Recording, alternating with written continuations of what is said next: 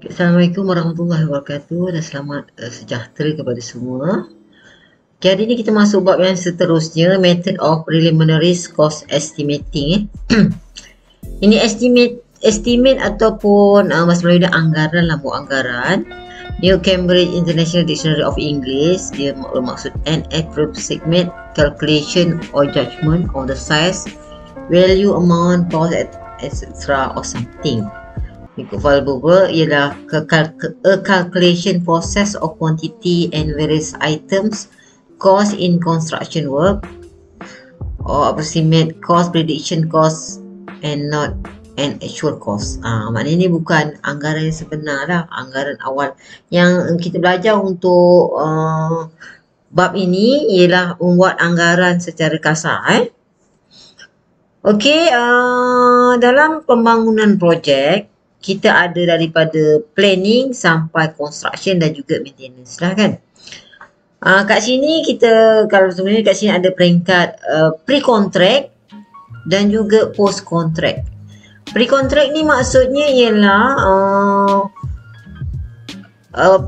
perolehan yang dibuat daripada start. Bermulanya idea daripada pelanggan atau yang punya duit tu sampai ke peringkat tender di mana kontraktor belum dipilih lah. Jadi bila kontraktor dah dipilih, dia nama dia post contract. Itu perbezaan ni lah.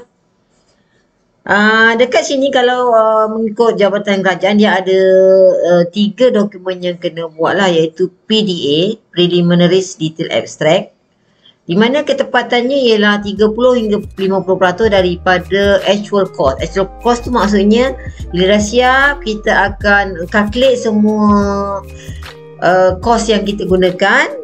Itu maksudnya ketepatannya 30 hingga 50%. Kat sini biasanya belum ada drawing yang betul yang akan kita gunakan untuk tender lah. Kat sini baru tengok ada ke pelanggan ataupun klien tu ada kewangannya mencukupi ke tak untuk desain macam ni. Sekiranya tak mencukupi, mungkin dekat peringkat ni dia akan buat sedikit perubahan lah supaya bajet dengan reka bentuk tu dia selaras. Bila dah okey, barulah reka bentuk detail tu dikeluarkan kat sini. Kat sini ni masih secara kasar lagi lah. Bila dah confirm anggaran kos adalah sekian-sekian, reka bentuk yang tepat tu akan dibuat lah. Maknanya dah start lah keluar drawing, architecture drawing. Kat sini mungkin architecture drawing dah keluar lah. Baru kepada design dia, structure drawing, electrical drawing, mechanical drawing kat sini dikeluarkan untuk pertujuan dia untuk penyediaan dokumen tender lah, untuk bagi kontraktor, bagi mendapatkan kontraktor yang layak lah. Okey, kat situ PDA kat sini lah. Dia punya ketepatan 30 hingga 50%. Bila dah settle semua, dah mana lukisannya telah dipersetujui, drawing dah lengkap, siapkan dokumen tender. Nanti Cik Azman dah terangkan apa dia dokumen tender, dokumen kontrak kan. Jadi untuk peringkatan pre-contract, dokumen yang kita sediakan ialah dokumen tender. Satu lagi, table tender document atau dokumen meja tawaran. Dokumen tender ni dokumen yang dibeli oleh kontraktor lah, di mana kontraktor dapat tu dia akan isikan harga untuk masuk peti tawaran. Lepas tu dia akan dinilai lah. Kat sini sekiranya kontraktor telah dipilih, dilantik, dia akan buat extended detail abstract. Dia akan buatkan baliklah peruntukan berdasarkan harga yang telah kontraktor masuk.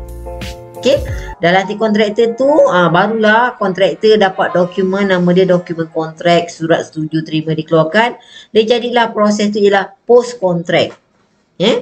Biasanya untuk anggaran ni dia ambil range dia 5 hingga 15% daripada range yang telah dibuat oleh klien ataupun QS atau perunding yang dilantik. Selepas projek siap, dia akan diserahkan kepada klien. Biasa dah siap serah semua, segala keuangan dah dibayar, termasuk services TMB, SAJ punya semua dah dibayar. Harga kontrak tolak campur telah dikira menggunakan apa yang berlaku dalam kiraan yang lepas yang telah diajar oleh Cik Azman.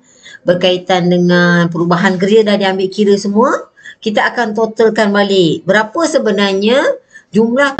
Okey, bila dah siap semuanya, kita akan keluarkan satu nama dia ACDA atau As Complete Detail Abstract. Yang ini memang dah tepat lah sebab itu adalah harga sebenar atau kos sebenar yang dikeluarkan untuk keseluruhan projek daripada A sampai Z. A tu maksudnya apa? Daripada start idea sampai termasuk kerja survey, panggil konsultan, TMB, diserahkan dan semua telah berpuas hati. Itu adalah ketepatan, jadi maksudnya tepat harga kos projek kita. Jadi yang bab yang kita ajar ni, kita buat anggaran sahajalah, bukan sampai yang tepat tu.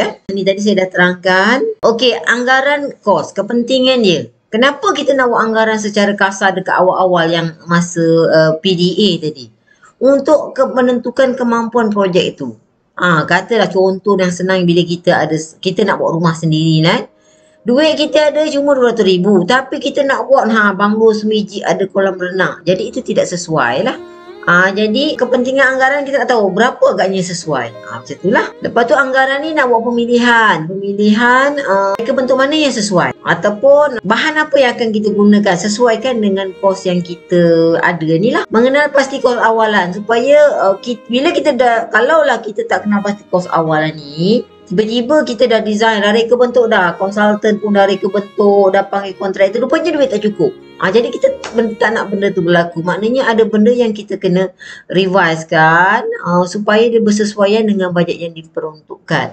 Jadi dengan anggaran ni pun mereka bentuk boleh buatlah. Okey, untuk duit segini, reka bentuknya macam ni. Lagi satu ialah untuk mengharakan tawaran. Ini untuk kontraktor lah, dia akan letakkan harga ataupun QS letakkan harga untuk panduan memilih kontraktor nanti. Jadi kontraktor pun sebenarnya buat anggaran juga kat situ tu. Bukan tepat tu bila dah siap. Tapi sebenarnya kalau ikut pengalaman saya, sebenarnya anggaran kontraktor biasanya lebih tepat lah daripada yang buat anggaran tu bukan beli bahan kan. Dia berdasarkan kadang-kadang pengalaman dia sendiri, berdasar projek yang lepas. Ikut pengalaman saya pun saya buat macam tu lah sebab saya bukan orang yang membeli bahan-bahan, bayar gaji pekerja. Saya based on pengalaman kontraktor yang lain untuk meletakkan harga tu saya gunakan supaya saya boleh buat anggaran kat situ dan juga sekiranya bahan naik, saya naikkan beberapa peratus. Itu pengalaman saya lah dekat JKR. Satu lagi kepentingannya lah untuk ketepatan memilih. Ketepatan anggaran kos ni lah berdasarkan jenis kontrak. Nanti Cik Azman dah cerita rasanya jenis-jenis kontrak. Jadi ini pun melibatkan kos juga jenis kontrak ni. Kaedah perolehan, ni tender macam mana nak buka, sama ada nak panggil terus ke, nak panggil macam mana nak diuruskan. Itu pun ambil kira juga. Reka bentuk dan kaedah pembinaan, ini pun perlu digunakanlah anggaran kos ni. Lokasi lokasi ni kalau lokasi bangunannya sama, lokasi yang berbeza, harga dia pun berbeza juga. Bukan sama bangunan kat Perlis 200,000. Dekat Johor Bahru tak boleh dalam 200,000. Sebab gaji kat sana, pekerja sana mahal. Sebab apa mahal? Kos sara hidup dia mahal, rumah sewa mahal, segala-galanya mahal. Jadinya bila di kawasan yang bandar-bandar besar, harga dia mungkin lebih tinggi lah kat situ. Tempoh pembinaan ni kalau masa makin panjang, sebenarnya dia akan meningkatkan kos pembinaan kita. Tapi kalau pendek pun kan, terlampau pendek pun mungkin kita takut juga ada bahan-bahan yang belum cukup. Contohnya konkrit belum cukup matang, kita dah kenakan beban. Jadi biasanya tempoh tu hendaklah sesuai dengan pembinaan kita lah. Sebab tu kita ada fix, kalau kerja tu ada fix masa. Masa pun dia ambil kira dalam pemilihan tender. Ingat kan Cik Azman ajar, masa pun salah satu kriteria pemilihan sebagai kontraktor yang berjaya dalam tender. Okey, pasaran pun sama juga. Kat mana nak dipasarkan? Kedudukan ni lah. Keadaan tapak ni berbeza jenis tanah sebab walaupun bangunan di atas dia reka bentuk dia sama, tapi foundation dia berbeza. Sebab keadaan bearing capacity tanah tu berbeza. Jadi kalau bangunannya sama harga tapi biasanya untuk foundation tu dia letak harga yang berbeza ikut kawasan lah. Okey, ni pengalaman lah. Biasanya ketepatan ni bergantung juga kepada pengalaman lah. Kalau kontraktor yang dah biasa buat kerja tu, dia biasa anggarannya lebih tepat lah. Dia dah boleh anggar dah. Kita cakap aja. Okey, satu blok bangunan sekolah yang sama lah senangnya. Yang satu blok bangunan sekolah. Okey, 3 tingkat, berapa darjah, dia dah boleh anggarkan. Ataupun satu rumah.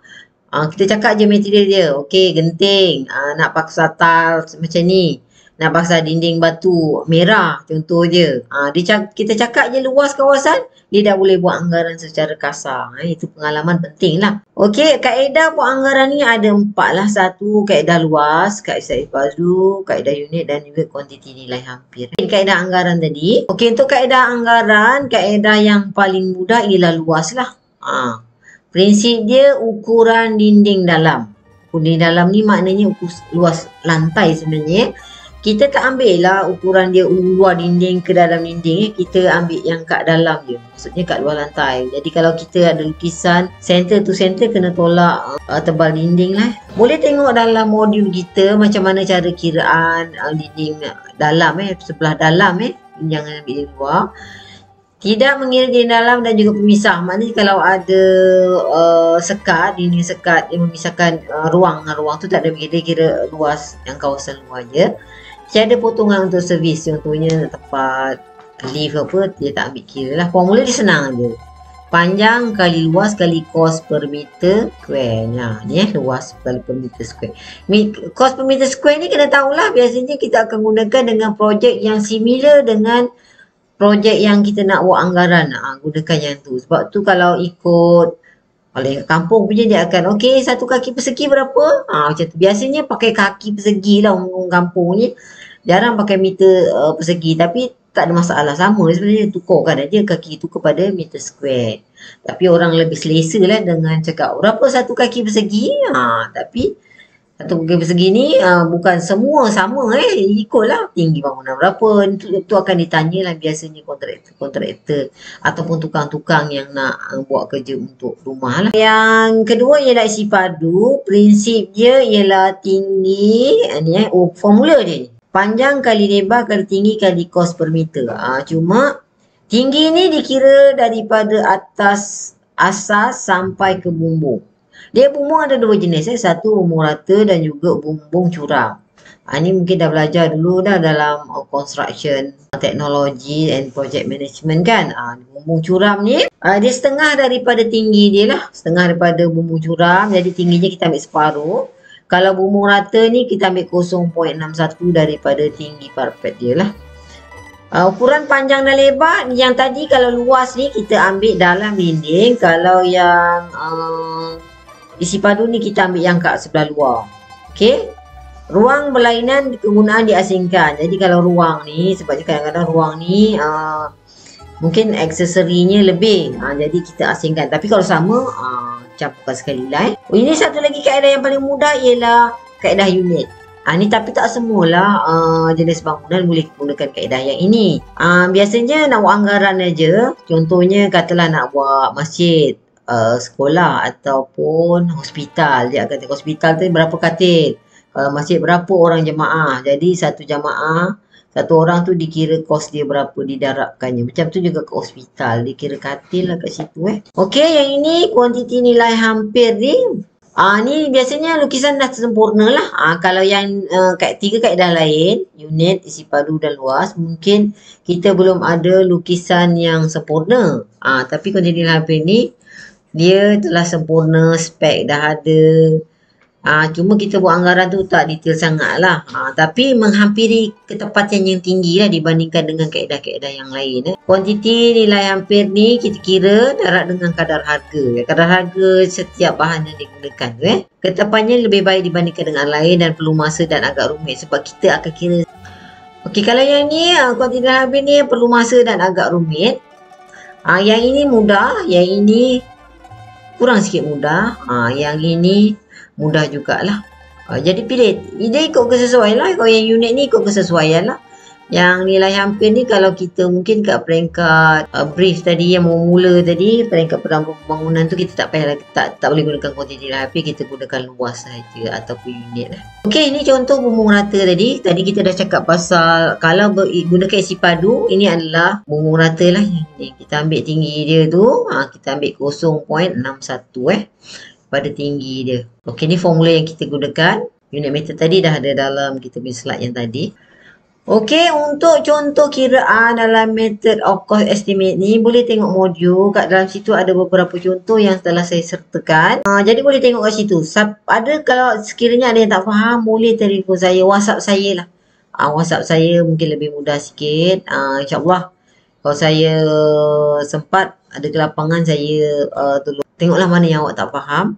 Kalau nak buat video call pun kena bagi tahu saya lah waktu kerja lah.